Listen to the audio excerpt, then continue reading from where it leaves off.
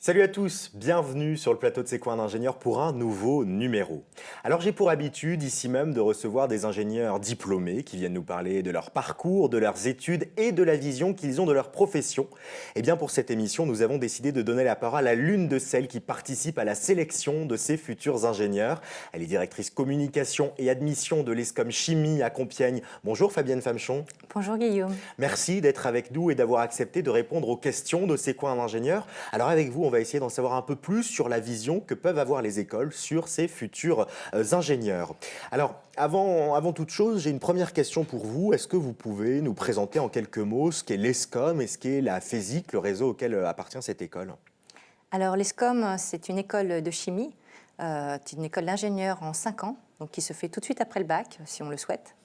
Et c'est une école donc, qui va former des ingénieurs chimistes avec une formation très complète. Donc on dit même que c'est un diplôme d'ingénieur chimiste généraliste. Et elle va axer également sa formation sur tout ce qui concerne les fondamentaux de la chimie verte. Elle appartient au réseau de la FESIC, qui regroupe en fait des écoles d'ingénieurs et des écoles de management. Elles sont à peu près au nombre de 26, voire 27, je crois, dernièrement. Et ces écoles se sont regroupées parce qu'elles partagent des valeurs ensemble, comme des valeurs humaines. Et elles sont toutes considérées par la commission des titres d'ingénieurs, elles sont toutes habilitées par l'État. Et pour la plupart sont ESPIC, c'est-à-dire qu'elles sont d'utilité publique. Alors quelles sont les différentes modalités qui permettent d'accéder à votre école? Alors il y en a plusieurs, dont une principalement qu'on appelle nous chez nous la voie royale, qui est le concours tout de suite après le bac et qui se fait même avant le bac, puisqu'il se passe au mois de mai ou au mois d'avril. Et en fait, c'est pour intégrer l'école en première année d'un cursus qui se déroule en 5 ans. Donc on a cette première possibilité, mais on a également la possibilité, si on le souhaite, de faire une autre formation avant. Donc ça peut être une formation en IUT, une formation en BTS ou une formation en licence, ou rejoindre une classe préparatoire grande école et venir rejoindre l'école au bout de ces 2 ou 3 années d'études pour intégrer seulement le cycle ingénieur qui, lui, se fait en 3 ans. Et en général, quel est le profil des lycéens et des lycéennes que vous recrutez? Bon en sciences, j'imagine, mais pas que.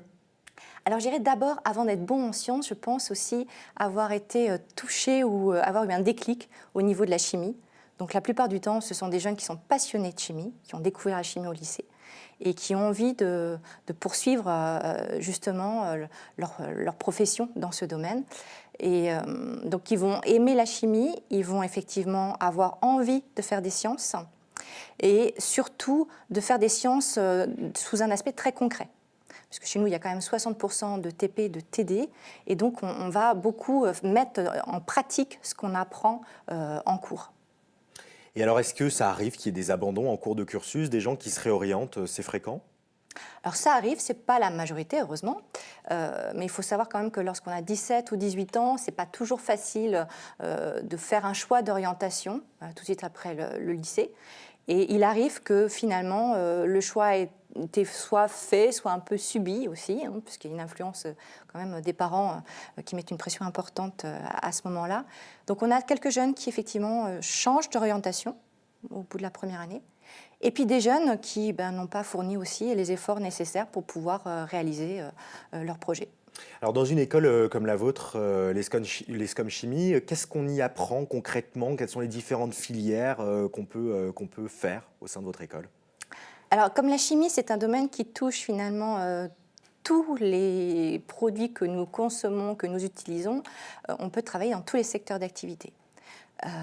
Et après, dans ces secteurs d'activité, on peut exercer différents métiers, que ça soit de la recherche, que ça soit des métiers qui sont liés à la production, mais également des métiers qui vont être liés au marketing, parce qu'on va avoir besoin d'ingénieurs qui vont avoir cette fibre plutôt négociatrice pour pouvoir vendre des produits semi-finis à une industrie qui, elle, va les finaliser. Alors Fabienne, on arrive au milieu de cet entretien. C'est le moment de la question cash, sans langue de bois, sans concession. La France vous regarde, Fabienne Famchon. Alors vous êtes aujourd'hui directrice communication et admission au sein de l'ESCOM Chimie. Ça a été quoi, vous, votre parcours personnel? Comment vous en êtes arrivé comme ça à l'univers des écoles d'ingénieurs?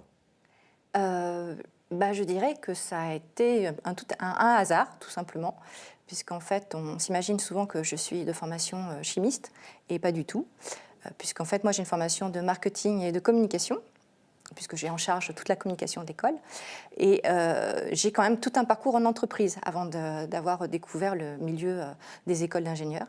Et donc c'est justement ce côté plutôt pratique et proximité du monde de l'entreprise que je mets justement en valeur à l'école et par rapport également aux jeunes que je sélectionne. Alors on va revenir un petit peu sur la formation au sein de votre école. À quel moment, vous, quand vous voyez des étudiants, vous pouvez dire eux, ils sont devenus ingénieurs? Est-ce que c'est quand ils sont à la remise de diplôme et qu'ils ont leur diplôme, ou est-ce qu'il y a un moment où vous vous dites c'est plus simplement des étudiants, c'est des ingénieurs que j'ai en face de moi? Mais ça se fait au cours de leur parcours à l'école, quand en fait on a des jeunes qui viennent vers nous et on sent qu'ils sont devenus acteurs de leur formation et où ils vont être force de proposition. Et c'est là où finalement ils ont basculé d'étudiants à élèves ingénieurs, si je puis dire. Et le numérique, quelle est la place dans une formation d'ingénieur chimiste comme la vôtre pour le numérique? On imagine qu'il doit y avoir maintenant des outils, des techniques performantes rendues possibles avec ce développement et cette ère du numérique. Alors, le numérique a une place importante dans la formation d'un ingénieur chimiste, puisqu'en fait, vous allez devoir utiliser des outils numériques pour pouvoir analyser des données que vous allez récolter sur la paillasse. Et puis, dans votre futur métier d'ingénieur chimiste, on va également être confronté à l'utilisation de l'informatique et du numérique. Alors, selon vous, on arrive à la fin de cet entretien, selon vous, finalement, Fabienne Famechon, vous qui êtes à la tête du recrutement au sein d'une école, c'est quoi un ingénieur, selon vous? Un ingénieur, c'est quelqu'un qui a de multifacettes, puisqu'en fait, ça va être à la fois un scientifique, un manager, un communicant multilingue et multiculturel. Et c'est ça, finalement, qui définit l'ingénieur aujourd'hui. Donc la possibilité, une seule tête, mais plusieurs casquettes. C'est un peu le Tout à message fait. que vous avez envie de transmettre. Quel message plus général vous auriez envie de transmettre aussi aux lycéens, lycéennes qui se posent des questions? Est-ce que c'est fait pour moi ou pas? Peut-être venir voir les écoles par elles-mêmes au sein des portes ouvertes. Ça peut être une bonne manière de se projeter dans ce quotidien? Je pense qu'effectivement, il faut venir sur site, voir les écoles, rencontrer les étudiants qui sont en cours de formation, mais aussi rencontrer les jeunes diplômés qui ont commencé une insertion professionnelle et qui seront plus à même de dire concrètement à quoi débouchent justement ces études. Et savoir que le métier d'ingénieur, c'est un métier très riche, très diversifié, et que on ne s'ennuie pas du tout durant toute une carrière, parce qu'on va avoir la possibilité d'être confronté à différentes missions.